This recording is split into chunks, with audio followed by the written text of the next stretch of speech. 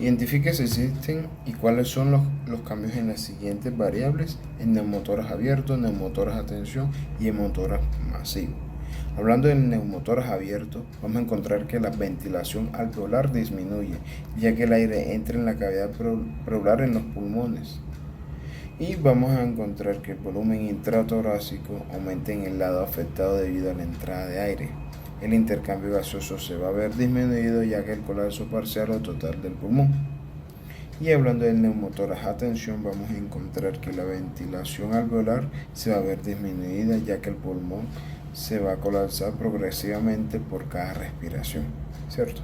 Y hablando del volumen intratorácico, aumenta en el lado afectado, comprimiendo los órganos mediastínicos y el otro pulmón.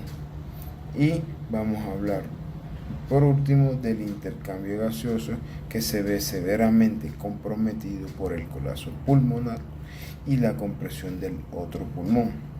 Y ya terminando, hablando de neumotoras masivos, vamos a encontrar que la ventilación alveolar disminuye debido a la acumulación de sangre en la cavidad pleural, lo que impide la expansión pulmonar, y vamos a encontrar que el volumen intratorácico aumenta debido a la acumulación de sangre, ¿cierto?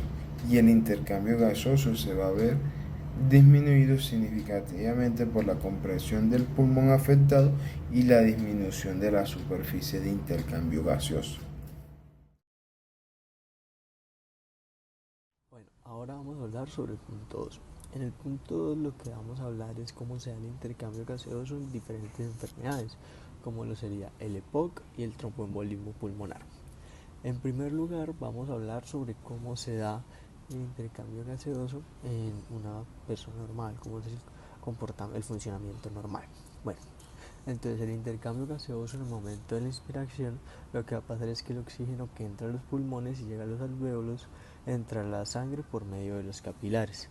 Y entonces estos que traen sangre desoxigenada a través de las arterias pulmonares van a dejar salir el CO2. Es por ello que el sistema venoso de los capilares lleva sangre rica en oxígeno, ya que el CO2 pues fue exhalado. Lo que va a pasar es que este intercambio de gases es posible gracias a la cercanía que tienen los alvéolos con los capilares, que terminan compartiendo una misma membrana y permiten la difusión de estos gases. Bueno, ahora vamos a hablar sobre cómo es el intercambio gaseoso en el EPOC. En este se va a ver afectado por el parénquima pulmonar y por la bronquitis crónica. Como su nombre lo dice, en los pulmones se da una obstrucción de las vías aéreas, no porque impide la entrada de aire, sino lo que pasa es que hace más difícil su salida, impidiendo un flujo óptimo de aire que trae oxígeno necesario para el intercambio. Es decir, que además de que los pulmones están teniendo poco aire, tampoco puede aprovechar bien el poco aire que tiene. La bronquitis crónica tarda más tiempo de lo normal, aproximadamente 3 meses seguidos, produciendo moco excesivo con expectoraciones, y los broncos se inflaman y se engrosan. También en el EPOC, como se dijo anteriormente, hay un enfisema que es parénquima pulmonar dañado, lo que quiere decir que las estructuras funcionales como los alvéolos y los bronquiolos encargados de realizar el intercambio gaseoso están dañados y la capacidad pulmonar va a disminuir. Tromboembolismo pulmonar. Este presenta afecciones tanto en el intercambio gaseoso como en la circulación, ya que están directamente relacionados. En el tromboembolismo pulmonar, un trombo venoso generalmente de los miembros inferiores se desprende y llega por el retorno venoso al corazón derecho, el cual hace que llegue hasta las arterias pulmonares, ya que es el responsable de llevar toda la circulación pulmonar para realizar el intercambio gaseoso, ocasionando así que el trombo tapone alguna arteria en el pulmón. El tromboembolismo pulmonar ocasiona vasoconstricción, la cual me provoca un aumento del espacio muerto fisiológico de las vías respiratorias. Es muy importante recordar que un aumento en el espacio muerto va a disminuir el intercambio gaseoso, ya que el espacio muerto es el lugar donde no se da el intercambio gaseoso. Luego se dará una hiperventilación refleja por los demás alvéolos debido a factores irritantes, y finalmente por el aumento de la presión vascular aparecerá un edema y como consecuencia la distensibilidad pulmonar disminuirá. El salbutamol es un simpático mimético. Su principal mecanismo de acción es estimular los receptores beta-2 adrenérgicos en los pulmones, lo que provoca una relajación del músculo liso bronquial y una consecuente dilatación de las vías aéreas respiratorias. Bueno, ahora hablando del bromuro de hipratropio, su mecanismo de acción se basa en bloquear los receptores muscarínicos en el sistema respiratorio. El principal efecto del bromuro de hipratropio es la relajación del músculo liso de las vías respiratorias. Esto se debe a la inhibición de la acción de la acetilcolina en los receptores muscarínicos del músculo liso bronquial, lo que reduce el tono vagal y provoca una dilatación de los bronquios.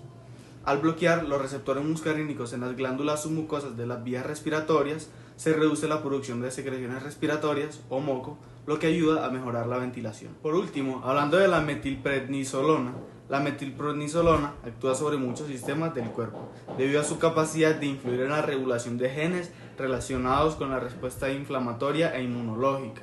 La metilprednisolona inhibe la síntesis de mediadores proinflamatorios, como las prostaglandinas, leucotrienos o citoquinas. Esto lo hace bloqueando la enzima fosfolipasa A2, que impide la producción de ácido araquidónico, un precursor clave en la cascada inflamatoria. Además de esto, reduce la acumulación de células inflamatorias, como macrófagos, neutrófilos y linfocitos, en los tejidos inflamados. A nivel pulmonar, reduce de manera efectiva la inflamación en el tejido pulmonar al inhibir la liberación de mediadores proinflamatorios. Al disminuir la inflamación, se reduce el edema en las paredes de las vías respiratorias, mejorando el flujo de aire y aliviando los síntomas de obstrucción. Los tres mecanismos mencionados anteriormente son útiles y esenciales para el tratamiento de algunas enfermedades pulmonares, como la EPOC, el asma o la bronquitis crónica.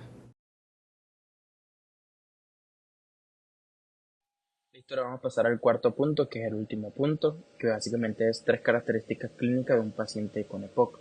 Primero, un paciente con EPOC va a tener una tos con producción de esputo. La tos va a producir un esputo espeso, a menudo purulento, debido a la inflamación local en curso y a la alta probabilidad de colonización bacteriana e infección. La viscosidad del esputo va a aumentar en gran medida como resultado de la presencia de un DNA libre, que va a ser de alto peso molecular y una alta viscosidad, tras la lisis celular. Con el aumento de la inflamación y la lesión de la mucosa, puede ocurrir una hemóptisis, aunque puede ser escasa. La tos, que es muy efectiva para despejar las vías respiratorias normales, es obviamente mucho menos efectiva debido al calibre de la vía aérea, que va a estar más estrecha, y al mayor volumen y por mayor viscosidad de las secreciones. También va a producir unas sibilancias que básicamente se dan por el estrechamiento persistente de la vía aérea y la obstrucción de moco, que pueden producir estas sibilancias más localizadas o más difusas. Esto obviamente puede responder de manera favorable a los broncodilatadores, que representan un componente reversible a la obstrucción. Por último, va a presentar roncos tanto inspiratorio como expiratorios, debido a que el aumento de la producción de moco junto con la función defectuosa de la escalera mecánica mucociliar va a dejar secreciones excesivas en las vías aéreas, a pesar del aumento de la tos. Los roncos se escuchan prominentemente en las vías respiratorias más grandes durante la respiración tibial o la tos.